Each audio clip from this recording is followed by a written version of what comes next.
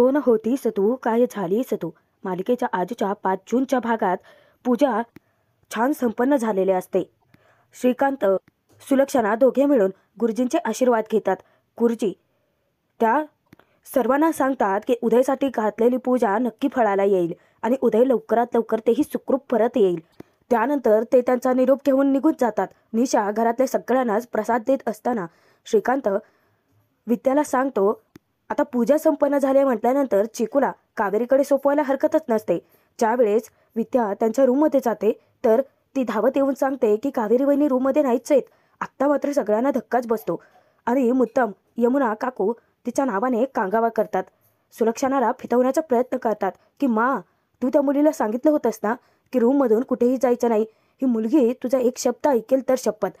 काकू तर इतक्या मोठ्याने कांगावा करत असते की म्हणजे ती मुलगी घरात नाहीच आहे, तिला अदृश्य व्हायची कला वगैरे अवगत झाली आहे की काय.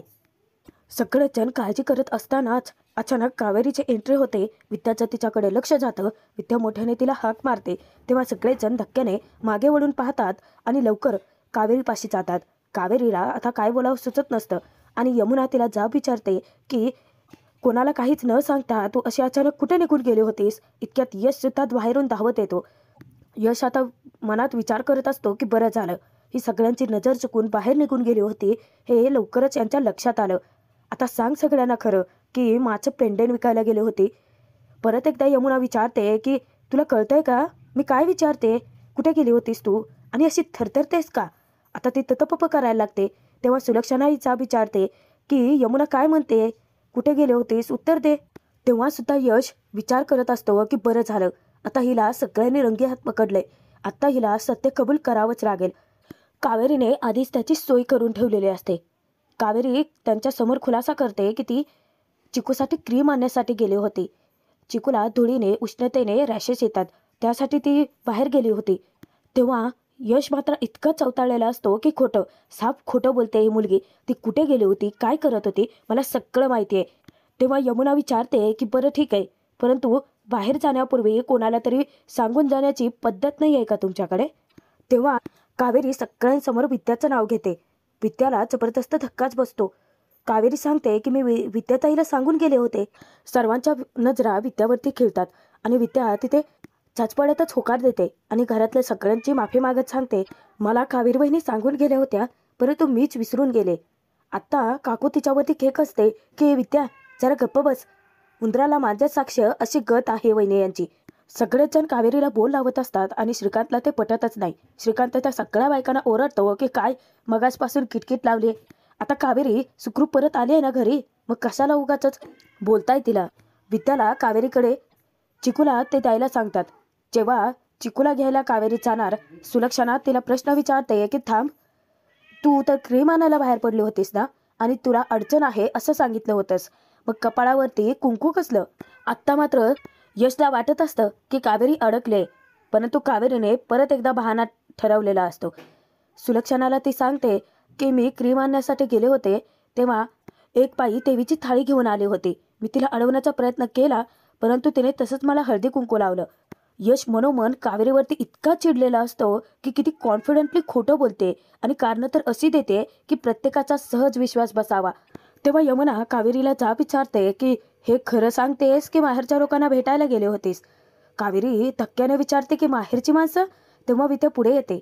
विद्याने घरच्या सगळ्यांना एक खोटं कारण दिलं होतं की कावेरी माहेरच्या माणसांना भेटायला गेले आणि कावेरीला ती सांगते की सॉरी मी तुम्हाला हेही सांगायला विसरले, म्हणजे तुमच्या गावाहून कोणीतरी भेटायला आलं होतं, मग माननी सांगितलं की उद्या या. तेव्हा कावेरी विचारते की गावाहून म्हणजे कोण होतं, त्यांनी त्यांचं नाव वगैरे सांगितलं का काय. कावेरी खूपच घाबरलेली असते कारण त्या गावात काऊ आणि तिचे बाबा सोडले तर तिच्यासाठी कोणीच नव्हतं. आत्ता राहिले ते चंदू काका. तेव्हा विद्या त्यांचं वर्णन करत असते की ते खूप उंच पुरे होते, मोठाल्या मिशा होत्या. तेव्हा काकू तिला परत खेक असते, अगं एखाद्या माणसाचं वर्णन करतेस की राक्षसाचं. सगळ्यांनी कावेरीला वेठीस धरलेलं असतं आणि तेव्हा कावेरी स्वतःबद्दल सांगत असते की माझ्यावरती विश्वास ठेवा, मी क्रीम आणण्यासाठी गेले होते, कोणाला भेटायला गेलेच नव्हते. तेव्हा श्रीकांत तिच्या बाजूने उभा राहतो. सगळ्या घरातल्या बायकांना तो तटावतो की अरे बस करा, किती भांबावून सोडताय त्या मुलीला, आणि ती गावातल्या कोणा माणसांना भेटायला गेली तर काय फरक पडतो, ती माणसं तिचीच आहेत ना. त्यानंतर कावेरी विद्याकडून चिकूला घेते आणि रूममध्ये निघून जाते. आता सुलक्षणा वळते ती यशकडे, कारण पूजा होत असताना यश सुद्धा गायब होता. तेव्हा यशला तिचा विचारते की पूजा होऊन सुद्धा गेली आणि तू आत्ता येतोयस. आत्ता यश मनात विचार करतो की आत्ताच्या आता घरातल्या सगळ्यांना ओरडून सांगावंसं वाटतंय की ही मुलगी फ्रॉड आहे. माझं पेंडंट विकायला गेली होती आणि मी तिचा पाठलाग करत होतो. सुलक्षणा परत विचारते की काय, कुठे होतास आणि पूर्णाची मांडी कुठे आहेत. तेव्हा यश तिच्याशी खोटं बोलतो. माझी अचानक बाईक बंद पडली होती आणि दुकानदार ते घरी पाठवून देतोय म्हटलाय. तेव्हा परत एकदा श्रीकांत त्यांना ओरडतो की तुम्ही बायका पण असू देत. सुलक्षणा यशला सांगते की पटकन फ्रेश होऊन ये, तुम्हाला सगळ्यांना मी जेवायला वाढते. आता सगळ्या बायका किचनमध्ये निघून जातात. यश मात्र कावेरीवरती इतका चवताळलेला असतो की उद्याचा उद्या हिला जाब विचारतो की सगळ्यांशी खोटं बोलून ही नक्की कुठे गेली होती. रूममध्ये येता क्षणी कावेरी चिकू झोपलेला असतो तेव्हा त्याच्या अंगावरती रॅशेस पडलेले असतात. त्यावरती क्रीम लावत असते आणि मनोमन तिच्या भीती दाटून येते की कोण आले असेल नक्की भेटायला. चंदू काका तर फोन केल्याशिवाय इथे येणारच नाहीत. मुळात या घराचा पत्ता त्यांना माहितीच नाहीये आणि विद्याताईंनी वर्णन केल्यानुसार तर असं वाटतंय की दिगंबर काका तर आले नसतील ना. या विचारानंच ती घामीघूम होते. असं व्हायला नकोय, कारण जर त्यांना कळलं की मी काऊ बनून या घरात राहते तर ते उगाचच या घरातल्या लोकांना त्रास देतील. कावेरी स्वतःला आता जास्त अलर्ट राहावं लागेल. ती स्वतःच्या मनाचीच समजूत घालत असते. त्यानंतर दुसऱ्या दिवशी यमुना विचार करत असते, कोण खरं बोलते कोण खोटं बोलतंय काहीच पत्ता लागत नाहीये. आणि जेव्हा काकू तिला विचारते की बोलायचे ते स्पष्ट बोल, तेव्हा यमुनाला त्यांच्यावरती संशय आलेला असतो. काकू तूच विचार कर ना, म्हणजे कावेरी ज्यावेळेस या घरात आली होती तेव्हाही यश तिच्या पाठीमागूनच आला होता. जेव्हा कावेरी बाजारातून घरी आली होती तेव्हा सुद्धा यश तिच्या पाठीमागूनच आला होता आणि काल सुद्धा यश तिच्या नंतरच आला होता. मला ना इथे नक्कीच काहीतरी गडबड वाटते. म्हणजे त्या कावेरीचा यशला किती पुळका आहे हे आपल्याला माहिती आहे ना. यशने जर तिला लिफ्ट दिली असेल तर सतत आपलं माझ्यासमोर बाजू घेत असतो आणि त्यांचा संशय जरा जास्तच बळावलेला असतो. तेव्हा कावेरी इकडे विचार करत असते, काऊ उदय भाऊजींसाठी काल घरच्यांनी पूजा केली आहे. ती पूजा लवकर फळाला येऊ देत आणि उदय भाऊजी काऊ दोघेही सुखरूप परत येऊ देत. एकदा का ते परत आले की मला घरच्या सगळ्यांना खरं सांगून गावी परत जाता येईल. तेव्हा यश बोलणं ऐकतो आणि यश म्हणतो की त्यापेक्षा जे खरं आहे ते आत्ताच सांगून टाका. यशला पाहता क्षणी कावेरी हदरते. काकू मुद्दामच यमुनाला डिवचते, अगं इथे तर्क लावत बसण्यापेक्षा जाऊन डायरेक्ट यशला जा विचार की, घाबरते का काय तू त्याला. तेव्हा यमुना म्हणते की मी आणि त्याला घाबरेन. काकू तू चक्क मला चॅलेंज करतेस, बघ आता मी नक्की काय करते ते. आणि यमुना यशकडे यायला निघत असते तेव्हाच यश कावेरीला म्हणतो की कसं आहे ना, चांगल्या माणसांशी खोटं कधी वागायचं नसतं, त्यामुळे जे खरं आहे ते सगळ्यांना सांगून टाका. कावेरी जरा छाचपडतच विचारते की काय बोलताय तुम्ही.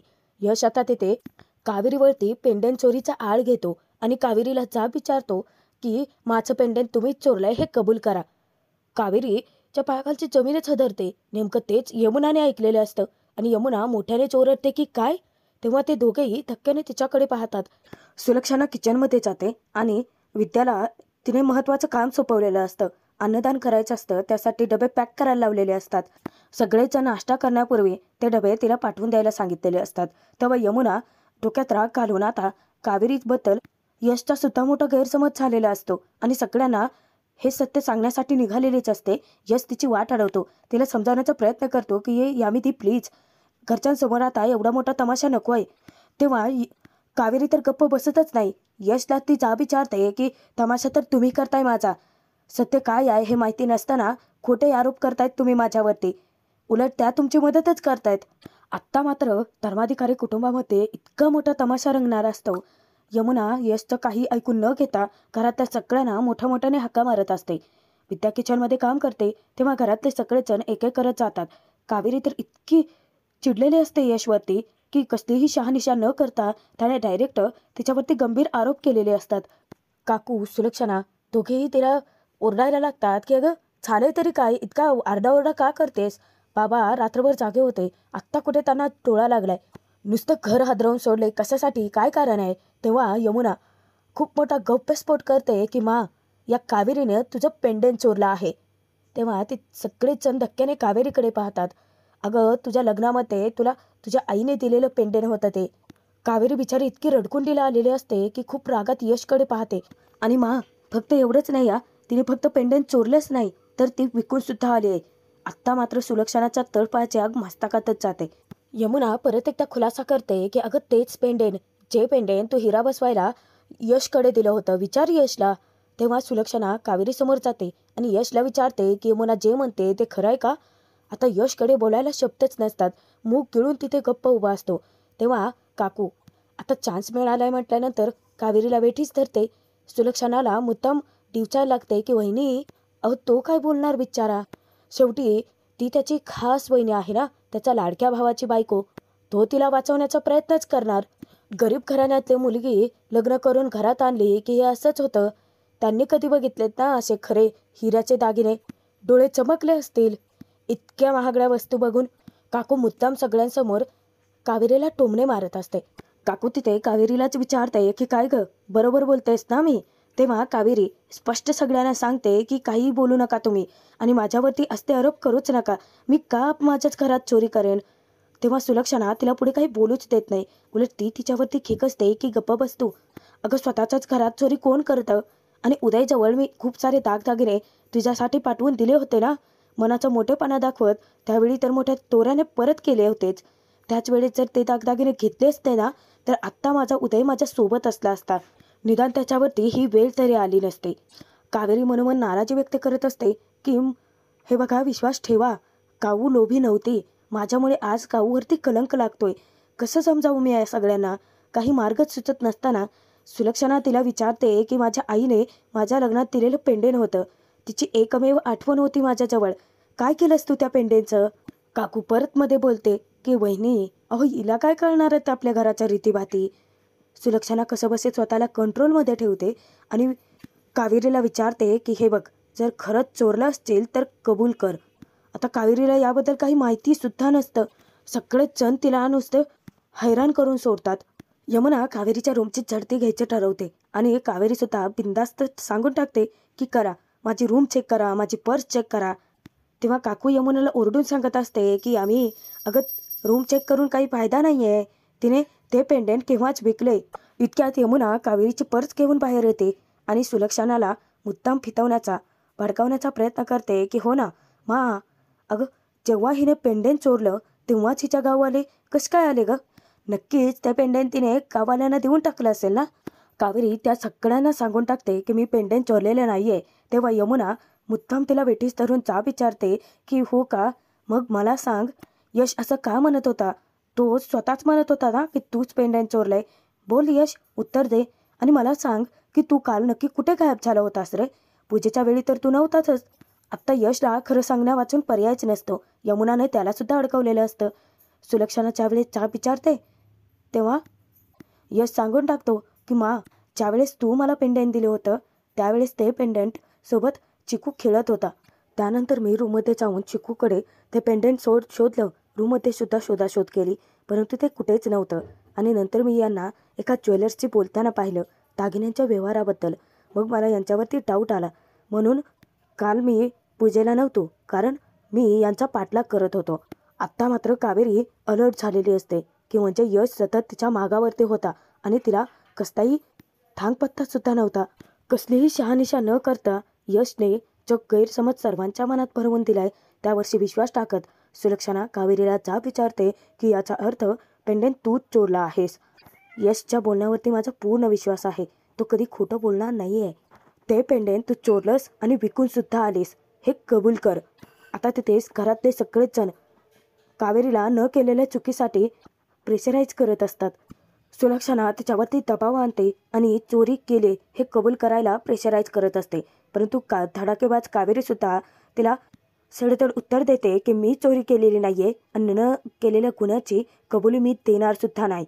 तेव्हा सुलक्षणाच्या रागाचा पारा चढतो आणि कावेरीला परत एकदा ती सांगते की मुकाट्याने चोरी केल्याचं कबूल कर. कावेरी परत उत्तर देते की मी चोरी केलेली नाही आहे आणि मी कोणाचीही माफी मागणार नाहीये. तेव्हा सुलक्षणा कावेरीला सांगते की ठीक आहे, तू चोरी केल्याचं तुला कबूल करायचं नसेल तर तुला सगळ्यांची माफी मागावी लागेल, नाहीतर मग तुला याची शिक्षा तरी भोगावी लागेल. कावेरी सुद्धा स्पष्ट निडरपणे सांगून टाकते की तुम्ही द्याल ती शिक्षा भोगायला मी तयार आहे, परंतु जी चूक मी केलेलीच नाही आहे त्यासाठी मी माफी मागणार नाही आहे. आणि ती डोळे वटारून यशकडे पाहत असते. तेव्हा यश मनोमनात स्वतःला कोसायला लागतो की मी चूक केली आहे का? म्हणजे ही एवढं कॉन्फिडेंटली कसं काय सांगू शकते? मी तर ज्वेलर्सची बोलत असताना हिला ऐकलं होतं. ही हिंमत कुठून आली हिच्यात? कारण ही हिंमत तर खऱ्या माणसाकडे असते. म्हणजे ही खरं बोलतेय का? मी चुकलोय का? यश स्वतःचाच पणाला प्रश्न विचारत असतो. आजचा भाग इथेच संपतोय. पुढील भागात बघूयात. सुलक्षणाने कावेरीला भली मोठी शिक्षा दिलेली असते. तिने एक गव्हाचं गोणी काढलेली असते आणि कावेरीला वेळ दिलेला असतो सकाळपर्यंतचा.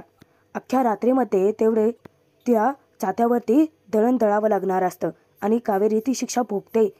आता शिक्षा भोगल्यानंतर यश तिच्या मदतीला धावून येतो आणि कावेरी रडत त्याला सांगते की प्लीज माझ्यावरती विश्वास ठेवा, मी चोरी केलेली नाही आहे. तेव्हा यश खुलासा करतो की मला माहिती आहे सगळं, प्लीज मला सांगा तुम्ही खरा कोण आहात. आत्ता कावेरीच्या डोक्यात ट्यूब पेटते की म्हणजे यशने हे सगळं बहुतेक तिच्याकडून वदवून घेण्यासाठी केलं असावं का? काय उत्तर देईल कावेरी आणि यश या सगळ्यांमध्ये तिची साथ कशी